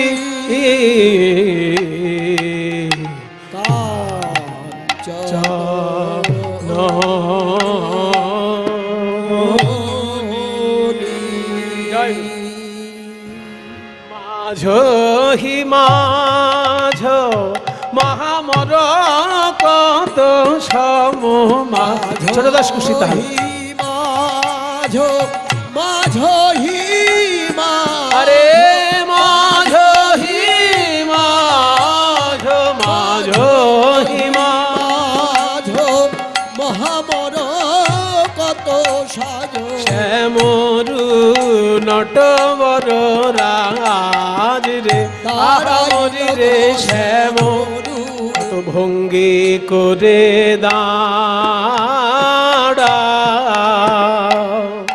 দাঁড়াইল রে শ্যাম কত ভঙ্গি করে মায়েরা উলু দাও দাঁড়াইল কত ভঙ্গি করে গোবিন্দ চরণে চরণ ছেদে অধরে মুরলি লয়ে চরণে অধরে মুরলি লয়ে চরণে চরণ ছেদে কত ভঙ্গি করে আবার ভঙ্গ ছোট দাস দাঁড়াইল রে শ্যামরু নটবর রাজ রে ধন্য ধন্য ধন্য ধনী ধনী মানে ধন্য ধন্য ধনী ধনী অপরূপ রাস বিহার ধনী ধনী অপরূপ রাস বিহার ধনি ধনি অপরূপ রাস বিহার ধনি ধনি অপরূপ রাস বিহার ধনি অপরূপ রাস বিহার ধনি ধনি অপরূপ রাস বিহার ধনি ধনি অপরূপ রাস বিষয়ে চঞ্চল জলধর ধীর বিজুরি বিষয়ে চঞ্চল জলধর কি সুন্দর সাহিত্য দেখুন ধীর বিজুরি মানে বিদ্যুৎ স্থির হয়ে গেছে কোন গোপী স্থির হয়ে দাঁড়িয়ে আছেন এত তার রূপ দেখে মনে হচ্ছে বিদ্যুৎ স্থির হয়ে দাঁড়িয়ে আছে আর কৃষ্ণ চারিপাশে বাঁশি বাজিয়ে ঘুরছেন দেখে মনে হচ্ছে মেঘ যেন ঘুরছে বিদ্যুতের চারিপাশে মেঘ আজকে চঞ্চল অন্যান্য দিনে কি হয় মেঘ স্থির থাকে বিদ্যুৎ চঞ্চল কিন্তু আজকে বিদ্যুৎ স্থির মেঘ চঞ্চল ধীর বিজুরি শয়ে চঞ্চল জলধর ধীর বিজুরি শয়ে চঞ্চল জলধর রসবরি খাইয়ে অনুবার রসবরি খাইয়ে অনুবার কত কত পদমিনি পঞ্চম গাওত কত কত চাঁদ তিমির পর বিলসাই রহু কত কত চাঁদে তুমি রহু কত কত চাঁদে বলছে কত কত চাঁদ তিমির পর বিলসাই। আজকে চাঁদ যেন অন্ধকারের সঙ্গে খেলা করছে। চাঁদ হচ্ছে গোপীর বদন, অন্ধকার হচ্ছে শ্রীকৃষ্ণ। অন্ধকারে আর আলোতে খেলা হচ্ছে। কত কত চাঁদ তিমির পর বিলসাই, কত কত চাঁদ তিমির পর বিলসাই তিমির হু কত কত চাঁদে তিমির হু কত কত চাঁদে আহা কনকলতায়ত মালহু কত শত কনকলতায়ত মালহু কত শত দুহু দুহু তনু তনু বাঁধে দুহু দুহু তনু তনু মাঝে তমাল গাছে যেন কনকলতা জড়িয়ে খেলা করছে। তমাল গাছ হচ্ছে কৃষ্ণ আর কনকলতা হচ্ছে গোপী। কনকলতায় তমালহু কত শত দুহু দুহু তনু তনু বাঁধে। আবার একটা মজার কথা বলছে, অন্যান্য দিন ভ্রমর গান করে পদ্মফুল শোনে, আর আজকে পদ্মফুল গান গাইছে ভ্রমর দোহার কি করছে। মানে ব্রজগোপীর মুখটা যেন পদ্মফুলের মতো, ব্রজগোপী গান গাইছে, কৃষ্ণ তার সঙ্গে বাঁশি বাজাচ্ছে, মনে হচ্ছে পদ্মফুল গাইছে আর ভ্রমর সুরটা ধরে রাখছে। কত কত পদমিনী পঞ্চম গাওত পঞ্চম গাওত মধুকর ধরু শ্রুতি ভাষে, কত কত পদমিনী পঞ্চম গাওত মধুকর ধরু শ্রুতি ভাষ, মধুকর মিলিপত পদমিনী গাওত। মধুকর মিলিকত পদমিনী গাওত। এত সুন্দর গান যিনি লিখেছেন সেই গোবিন্দ দাস। আবার প্রণাম করি। নিরখত গোবিন্দ দাস, নিরখত গোবিন্দ দাস, নিরখত গোবিন্দ দাস। যোগ মায়াকে স্মরণ করে তোমরা রাস মঞ্চ সজ্জিত করো, নৃত্য গীত হবে। যোগ মায়া কাত্তায়নের শরণাপন্ন হলেন সবাই। সবাই একটু হাত জোড় করুন। 1 বছর আগে গোপীগঞ্জ যমুনার তীরে বালির মূর্তি তৈরি করে মা যোগমায়া কাত্তায়নীর ব্রত করেছিলেন। সেই সময় কাত্তায়নী দর্শন দিয়ে বলেছিলেন, কি চাও? গোপীগণ বলেছিলেন, প্রাণ গোবিন্দকে প্রাণপতি রূপে চাই। তাই হবে, 1 বছরের মধ্যে তোমাদের মনোবাসনা পূর্ণ হবে। তাই গত অঘ্রাণে করেছিল যোগমায়ার ব্রত, আর এইবারের রাস পূর্ণিমায়, রাস পূর্ণিমা মানে কার্তিকের পূর্ণিমা, রাস পূর্ণিমায় 1 বছরের মধ্যে মনোবাসনা পূর্ণ হলো। 1 বছর পর মানে 1 বছরের মধ্যে আর কি গোপীগণ মনোবাসনা পূর্ণ হলো গোপীদের। যোগমায়া কাত্তায়নীকে ডাকছেন গোপীগণ। আমরাও একটু ডাকি, একটু হাত জোড় করবেন সবাই। ওম, কারণ এটা ত্রিধারা, শাক্ত শৈব বৈষ্ণব 3 ধারার মিলন মন্দির। ওম কাত্যায়ন্যাই নমো নমঃ। ওম রাত্রিং ব্যাখ্যাদতিং প্রপদ্যে। ত্বং স্বাহা ত্বং স্বধা ত্বংহিব ষডকারস্বরাত্মিকা সুধা ত্বমক্ষরে নিত্যে ত্রিধা মাত্রাত্মিকা স্থিতা अर्धमात्रा स्थिता नित्या यानोचार्या विशेषतः त्वमेव सा त्वं सावित्री त्वं देवी जननी परा त्वयैव धार्यते सर्वं त्वयैतत्सृज्यते जगत् त्वयैतत्पाल्यते देवी त्वमत्सन्त्ये च सर्वदा विसृष्टौ सृष्टिरूपा त्वं स्थितिरूपा च पालने तथा संहृति रूपान्ते जगतोस्य जगन्मये महाविद्या महामाया महामेधा महास्मृतिः महामोहा च भवति महादेवी महाशूली प्रकृतिस्त्वं हि सर्वस्य गुणत्रय विभाविनी कालरात्रिर्महारात्रिर्मोहरात्रिश्च त्वं श्री त्वमेश्वरी त्वं ह्रीस्त्वं बुद्धिर्बोधलक्षणा लज्जा पुष्टिस्तथा तुष्टिस्त्वं शान्तिः क्षान्तिरेव च खड्गिनी शूलिनी घोरा गदिनी चक्रिणी तथा शङ्खिनी चापिनी बाण भूषुणी परिघायुधा सौम्या सौम्यतरा शेष सौम्यभ्यस्त्वति सुन्दरी परापराणां परमा त्वमेव परमेश्वरी पराणां परमा তমেব পরমেশ্বরী পরা পরানং পরম তমেব পরমেশ্বরী পরা পরানং পরম তমেব পরমেশ্বরী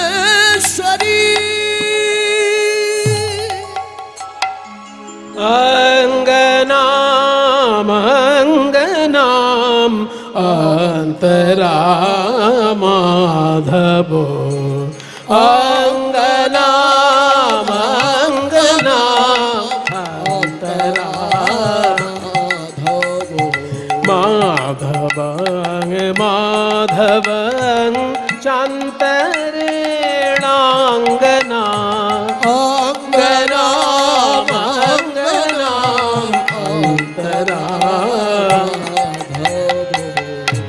এইটি বর্ণনা কে করেছেন জানেন?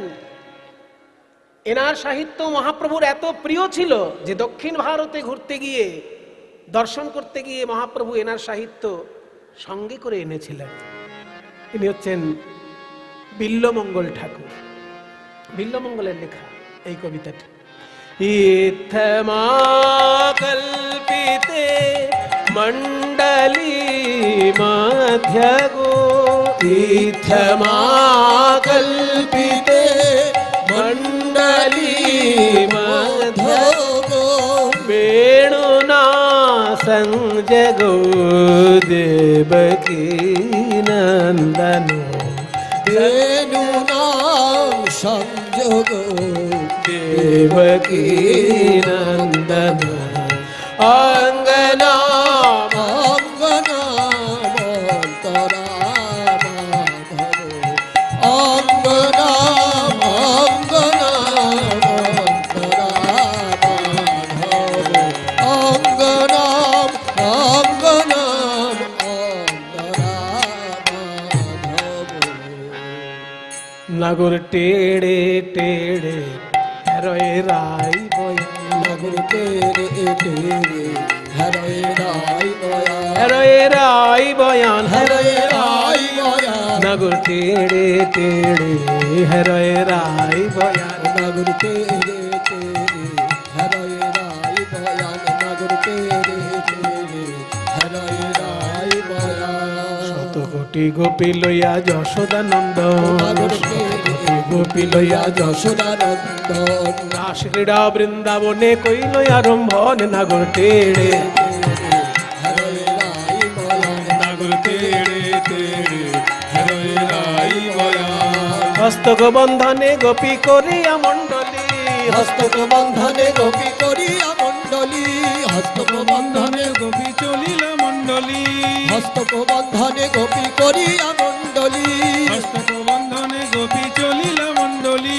হস্তক বন্ধনে গোপী করিয়া মণ্ডলী হস্তক বন্ধনে গোপী চলিল মণ্ডলী হস্তক বন্ধনে গোপী করিয়া মণ্ডলী হস্তক বন্ধনে গোপী চলিল মণ্ডলী ওই মাঝে নাচে যশোদানন্দন বনমালী মাঝে নাচে যশোদানন্দন বনমালী গৌর হরিবল হরিবল মাঝে নাচে যশোদানন্দন বনমালী মাঝে নাচে যশোদানন্দন বনমালী নাগর টেড়ে টেড়ে রয়ে রাই বয়ান নাগর নগর তেড়ে তেড়ে হরে রাই বয়া ওইভাবে হবে না। সবাই একসঙ্গে নাচলে কে ভালো নাচছে কে মন্দ নাচছে বোঝা যাচ্ছে না। একজন একজন করে নাচ। কে আগে নাচবে? রাধারানী আগে নাচবে। কেন? তুমি পুরুষ মানুষ আগে নাচো না। রাধারানী রাজার মেয়ে তো আদরে আদরে বড় হয়েছে, বেশি নাচতে পারবে না। ওই জন্য অল্প নেচে বসে যাক, তারপর আমি সারা রাত্রি নাচবো। আমার কোনো পরিশ্রম নেই, সারাদিন গরু চড়াই আমি। আসলে ব্যাপারটা অন্য জায়গায়। কিন্তু কৃষ্ণের মনে এক কথা আর মুখে আর এক কথা।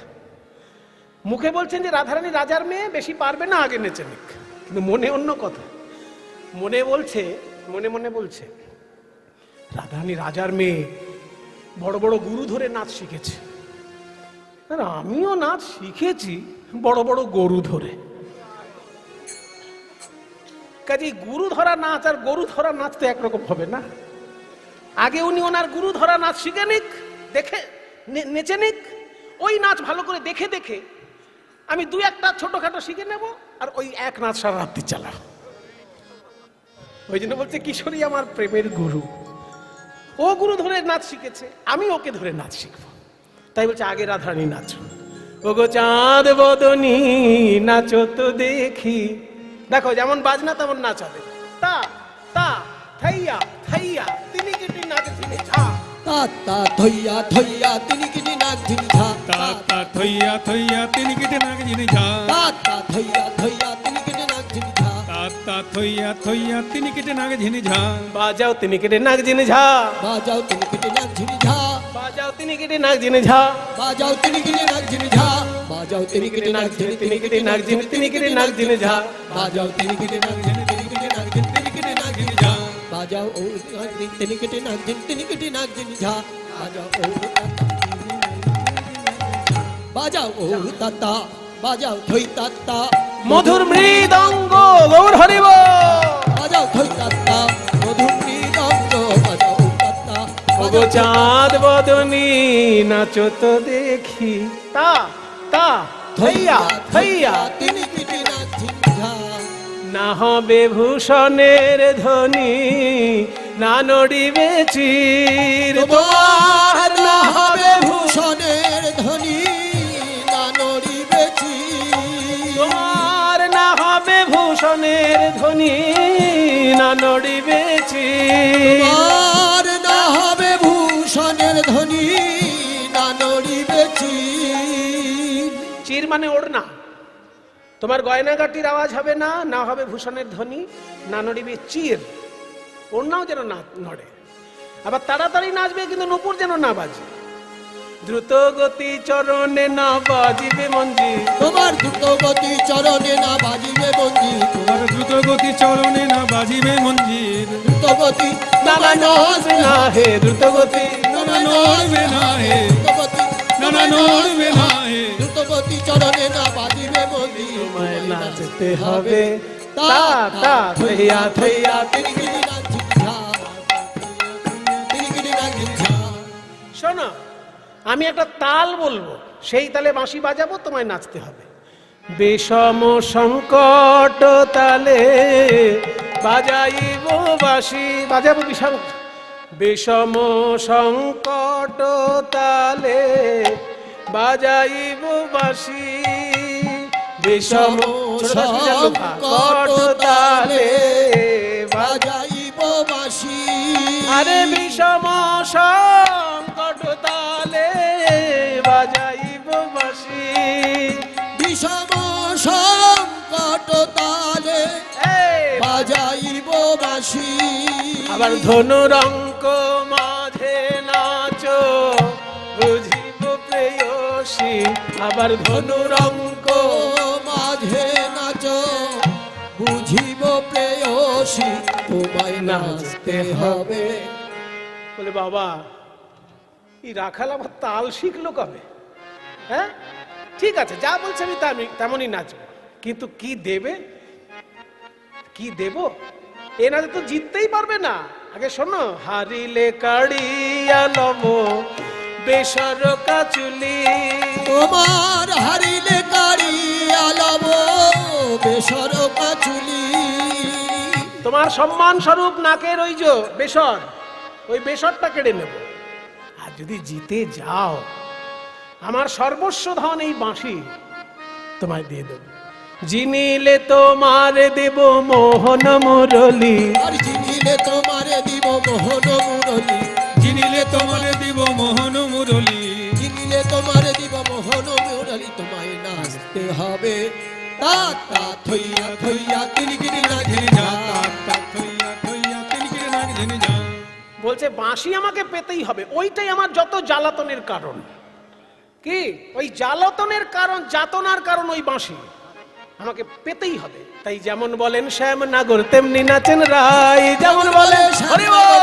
নাচে রায়, যেমন বলেন শ্যামনগর তেমনি নাচেন ওই রায়, যেমন বলে শ্যামনগর তেমনি নাচে রায়, যেমন বলেন শ্যামনগর তেমনি নাচেন রায়, যেমন বলে শ্যামনগর তেমনি নাচে রায়, যেমন বলে শ্যামনগর তেমনি নাচেন রায়। যেমন বলছে তেমন নাচে, যে তালে বলছে সেই তালে নাচছে। কৃষ্ণ দেখলেন আমার বাঁশি গেল, মুরলি লুকায়ে শ্যাম চারি পানে চায়, মুরলি লুকায় শ্যাম চারি পানে চায়, মুরলি লুকায় শ্যাম চারি পানে চায়, মুরলি লুকায় বুঝি বাঁশিটি গেল, মুরলি লুকায় শ্যাম চারি পানে বুঝি চায়। বাঁশিটি গেল। বাঁশিটি গেল তা তা থইয়া থইয়া। টিনিকিটি না ঝিমঝাম।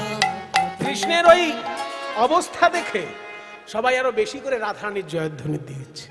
বলো রাধা রানী কি, রাধা রানী কি, রাধা রানী কি। মায়েরা আমি যখন বলবো রাধা রানী কি, আপনারা উলুধ্বনি দেবেন আর বাবারা জয় বলবেন। দেখি কোনটা জোরে হয়। বলো রাধা রানী কি।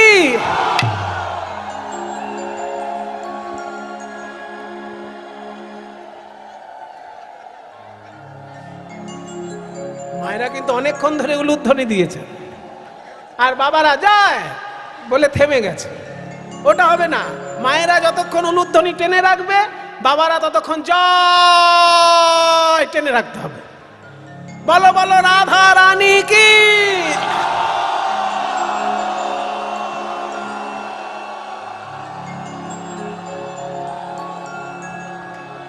সবাই বলে রায়ের জয়, নাগর হারিলে। সবাই বলে রায়ের জয়, নাগর হারিলে। দুঃখিনী কহে গোপী মণ্ডলী হাসালে, দুঃখিনী কহে ওহে ও হারুয়া, দুঃখিনী কহে ওরে ও হারুয়া, দাঁড়াও দাঁড়াও দাঁড়াও। এবার শ্যাম তোমাকে নাচতে হবে। দৃগদাজে না খেটা থো গ্রগ্র নাগ জেন যাও। দাঁড়ে না খেটা ধোগ গুলার ঝিমঝাম। একটা জিনিস খেয়াল করুন, সবাই কিন্তু একরকম সুরে গিয়ে দেয় সব গান, তা নয়। রাধার নাচের সুর হবে চড়ার দিকে, কারণ নারীর নৃত্য, তাকে বলে লাস্য। আর শ্রীকৃষ্ণের গানের সুর হবে গুরুগম্ভীর, কারণ পুরুষের নাচকে বলে তাণ্ডব। গুরুগম্ভীর নাচ যেমন হবে, গুরুগম্ভীর সুরও হবে। ওই জন্য এই সুরটা প্রাচীন সুর।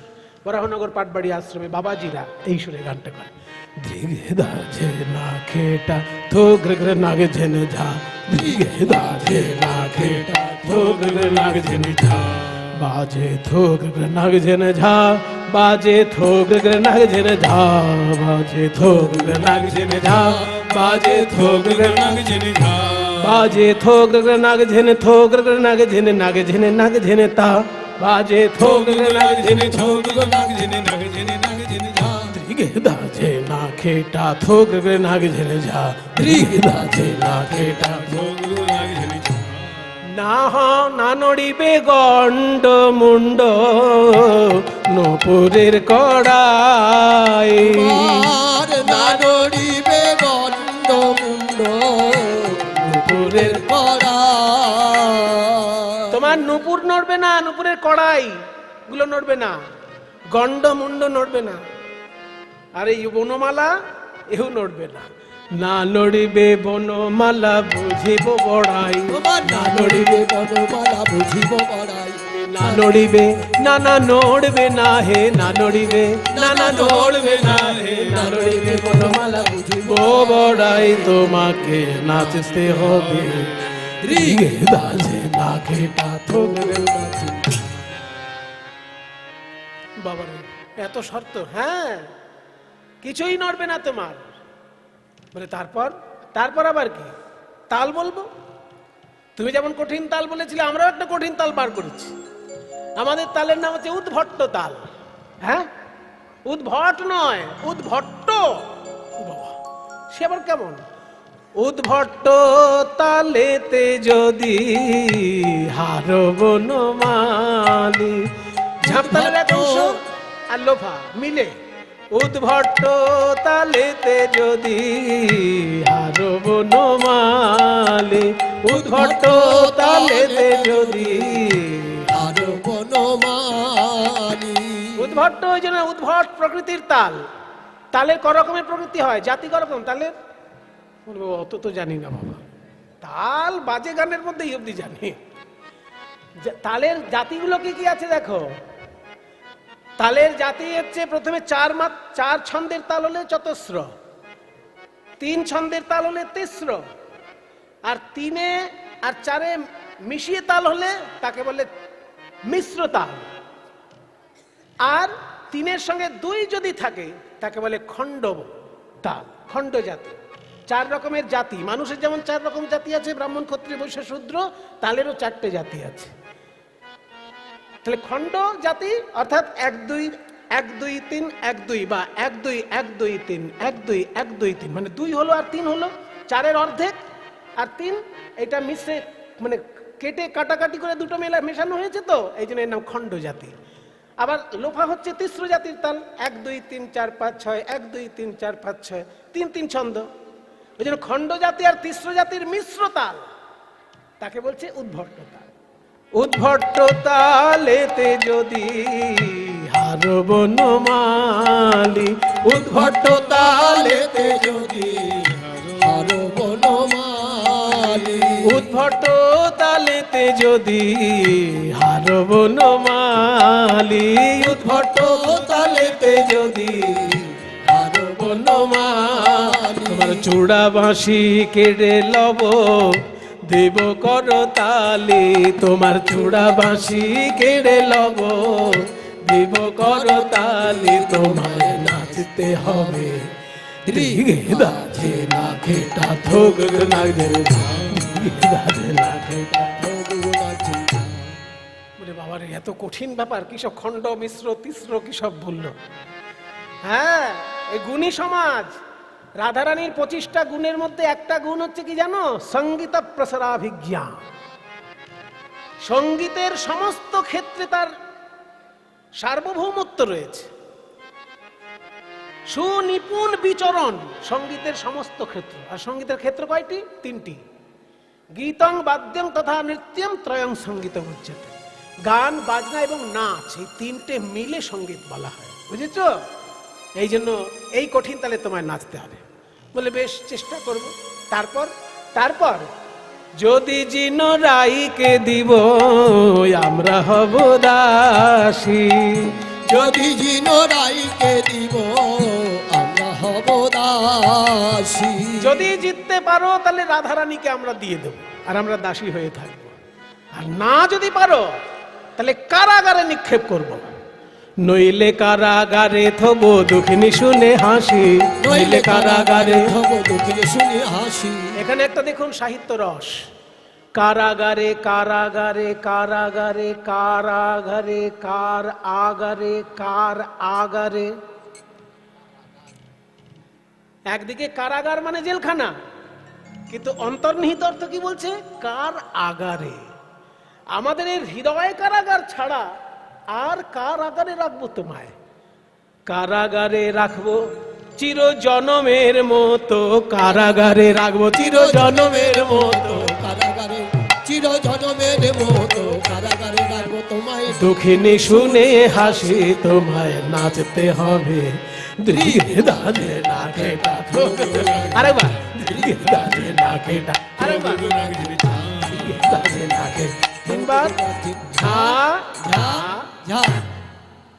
বলে রাধা কৃষ্ণের আলাদা নৃত্য দেখলাম, এবার দুজন একসঙ্গে নাচ আমরা নয়ন ভরে দর্শন করি।